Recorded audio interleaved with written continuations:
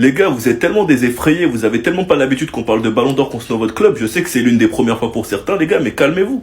Calmez-vous. Sans compter Messi car c'était année de Coupe du Monde. Depuis 3 mois, vous emmerdez tout le monde. Plus personne n'a le droit de rien dire. Là, c'est en train d'attaquer Jules Koundé uniquement parce qu'il a dit que si Lamine Yamal le gagne, il le mérite. Est-ce que Lamine Yamal mérite le Ballon d'Or? Tu me mets dans une situation difficile, mais s'il mérite, oui, il mérite. Mais il est vrai que d'autres joueurs ont fait une bonne saison. Mais oui, Yamal le mérite. Je vois des gens qui racontent leur vie. On va pas écouter un mec qui met des jupes, qui lui envoie de la haine tout simplement. Si Dembélé remporte le Ballon d'Or, c'est mérité, c'est le favori numéro 1. Si Hakimi remporte le Ballon d'Or, c'est mérité. Si Vitinha remporte le Ballon d'Or, c'est mérité. Si Yamal remporte le Ballon d'Or, c'est mérité. Si Rafinha remporte le Ballon d'Or, c'est mérité. Ce petit trophée individuel vous fait perdre la raison, quitte à raconter n'importe quoi. Le premier critère de vote est le suivant, le caractère impressionnant et décisif des performances individuelles. Aucun joueur du monde est plus impressionnant que Lamine Yamal cette saison. C'est pas pour autant qu'il est le favori numéro 1, mais c'est lui qui coche le plus le critère le plus important. C'est pour ça qu'il finira top 2 minimum. Mais que Ousmane Dembélé est le favori numéro 1. Mais que si Yamal l'emporte, ce n'est pas un vol. Donc oui, il le mérite aussi. Donc son coéquipier le dit clairement qu'il le mérite. Il va pas dire le contraire. Tout en expliquant que d'autres joueurs ont fait des bonnes saisons. Enfin bref, sinon vous les gars, vous en pensez quoi? Ramenez-vous sur Snap Instant, on s'ennuie. Koubarsi et Araujo, faites très attention à votre poste. Koundé l'a lui-même dit. De base, je suis un défenseur central et je me considère toujours comme un défenseur central. Donc attention à vous. Attendez, bougez pas, je vous explique. Je suis très heureux au poste de latéral de plus en plus. Je me définirai toujours comme un défenseur central converti en arrière latéral. Le départ d'Inigo Martinez, Flick a dit une chose. Son départ va permettre aux autres de grandir. Donc Araujo a l'occasion de regagner une place de titulaire indiscutable et de redevenir le monstre qu'il était en 2022. Koubarsi est l'un de nos meilleurs défenseurs, mais il reste un défenseur jeune qui fait quand même par moments beaucoup d'erreurs. Mais je lui en veux absolument pas. Et dans un monde où Eric Garcia enchaîne les bonnes performances, il ne peut plus être un joueur qu'on met sur le banc, et que Flick l'apprécie beaucoup en tant que latéral droit, car la différence avec Eric Garcia, c'est que offensivement, qualité de centre, il est meilleur que Koundé. Mais défensivement, Koundé y a pas mieux. Défensivement, en tant que latéral droit, Koundé est le meilleur du monde. Et bien dit défensivement, écoutez-moi bien. Donc dans un monde où Eric Garcia devient titulaire à droite, Koundé pourrait très bien redevenir un défenseur central. Dans un monde où un de ces deux défenseurs, Koubarsi ou Araujo, n'arrive pas à être régulier, et que de l'autre côté, Koundé et Eric Garcia sont bouillants. En tout cas, on verra. Sinon vous les gars, vous en pensez quoi? Ramenez-vous sur Snap Instant, on s'ennuie. De Jong a enfin pu se débarrasser de son ancien agent. Il va donc pouvoir négocier avec le Barça son nouveau contrat. Attendez, bougez pas, je vous explique.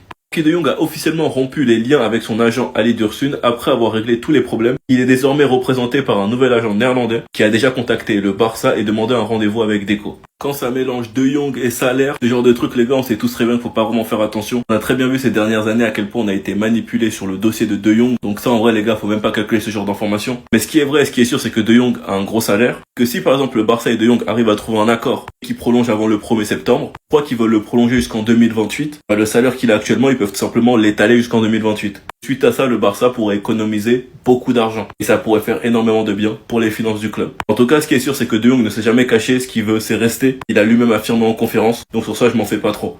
En tout cas, les gars, on a le retour de Gérard Maldini pour votre plus grand plaisir. Flick le voulait absolument contre Levante. Donc Gérard Maldini est de retour. Le Barça et Romeo auraient trouvé un accord pour rompre le contrat. Donc grâce à ça, Gérard Maldini pourra être inscrit et Flick l'aura donc à sa disposition. C'est le début de Gérard Maldini, les gars.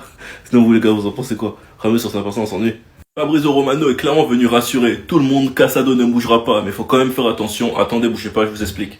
Alors, le FC Barcelone et Deco en particulier ne souhaitent pas vendre Marc Casado. Même si tout peut arriver, tant que le mercato est ouvert, le milieu est considéré comme un joueur important dans le projet du club, excusez-moi.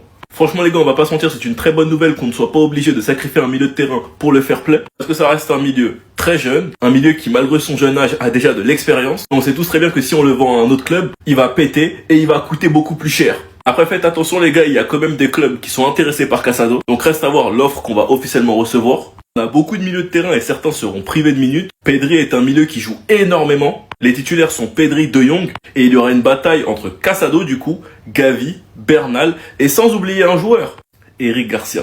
Donc visiblement on pourra se permettre d'avoir un banc de luxe, c'est une bonne nouvelle. Sachant que concernant le contrat de De Jong, c'est sur une bonne voie. Il a pu changer d'agent, donc là actuellement il y a des négociations entre les nouveaux agents de Jong et le Barça. Je vois beaucoup de la commu qui explique que De Jong va se faire sauter par Casado. Quand on regarde la façon dont Flick a fait passer De Jong devant Casado sans mérite entre guillemets, De Jong a l'air d'être un chouchou de Flick, donc c'est pas comme ça qu'on passera devant lui. Sinon vous les gars, vous en pensez quoi? Ramenez sur ta personne, on s'ennuie. Ce qui se passe actuellement avec le Camp Nou, les gars, c'est clownesque. On comprend rien, mais d'après plusieurs sources catalanes, l'UEFA aurait accepté que le Barça joue son premier match de Ligue des Champions à l'extérieur. Il y a eu une inspection de 4 heures, une inondation au Camp Nou, bref, plein de choses. Attendez, bougez pas, je vous explique. Alors déjà, pour commencer, mais ne criez pas victoire trop vite, car ça se trouve que ce sont que des rumeurs, mais bref. L'UEFA a autorisé Barcelone à disputer son premier match de Ligue des Champions à l'extérieur. Le club a ainsi gagné du temps pour décider où il jouera à domicile, soit au Camp Nou, soit au Montjuic. Les responsables de l'UEFA étaient en intervention Spotify et Camp Nou, une inspection de 4 heures pour inspecter l'état du stade, prendre des notes et des photos. Il faudrait un véritable miracle pour que le Barça puisse jouer son premier match au Camp Nou en Liga face à Valence. Vous avez vu que maintenant il n'y a plus le lieu Camp Nou, car on sait toujours pas où on va jouer. On pourrait le jouer au Montjuic, ou bien même au stade de Gérone, c'est une possibilité. Non, franchement, ce serait une dinguerie. Barcelone doit effectuer 5 procédures de base avant d'obtenir une licence pour ouvrir le Camp Nou. Remise d'un certificat d'achèvement de la première phase des travaux, soumettre un certificat de l'autorité, le conseil municipal procédera à une inspection du stade, émission des rapports de la protection civile, émission de rapports des pompiers et de la police municipale pour l'octroi des permis pour la capacité autorisée. Il y a d'ailleurs eu une inondation hier, et je pense que c'est rien de grave, vu qu'il y a eu l'inspection aujourd'hui. Pour l'autorisation de l'UEFA, on n'a plus qu'à croiser les doigts que ce soit vrai. Et voilà, hein. Sinon vous les gars, vous en pensez quoi? Ramenez ça, on s'ennuie. Ça les gars, c'est ma plus belle victoire au Barça. Certains pensent que y a que Yamal dans ma tête les gars, mais Koundé est un joueur que j'apprécie tellement. Pour ceux qui me suivent depuis longtemps, tout le monde sait ici que mon train c'est Jules Koundé. Je vous avais averti qu'il est parti au Bénin faire les bails et qu'après ça il allait devenir trop fort. Et qu'est-ce qui s'est passé? Le KB avait encore une fois raison. Il est parti au Bénin et il est devenu l'un des meilleurs latérales droits du monde. Et ce même joueur prolonge jusqu'en 2030. Et franchement les gars, qu'est-ce que je suis fier, qu'est-ce que je suis heureux pour lui. Jules Koundé, sapologue béninois. Sur l'application, tu peux pas penser à Jules Koundé sans penser à KB. Je suis très à l'aise au poste de latéral droit, de plus en plus. Je me définirai toujours comme un défenseur central reconverti en arrière latéral. Ce qui veut dire, les gars, ce qui veut peut-être dire qu'au fond de lui, il aimerait bien regagner ce poste. Donc Koubarsi Araujo, faites attention à vos postes. Mon frère, il est là pour tout prendre. Quand Eric Garcia est très bon, peut peut-être devenir le titulaire à droite, qui sait. Je suis très heureux de renouveler mon contrat, c'était très simple car je pense que le club et moi avions les mêmes envies de continuer. Je me sens très à l'aise ici, au club, en ville et avec l'équipe. C'est pourquoi c'était vraiment facile. Après, il explique beaucoup de bonheur pour l'équipe, les supporters et surtout de remporter des titres. Je suis très fier de prolonger mon contrat avec le Barça. Je pense que nous avons une équipe capable de rivaliser avec n'importe qui et cela m'enthousiasme beaucoup. Jules Koundé, sapologue béninois, les gars, je suis trop fier. Sinon vous les gars, vous en pensez quoi? Ramenez-vous sur ta personne, on s'ennuie.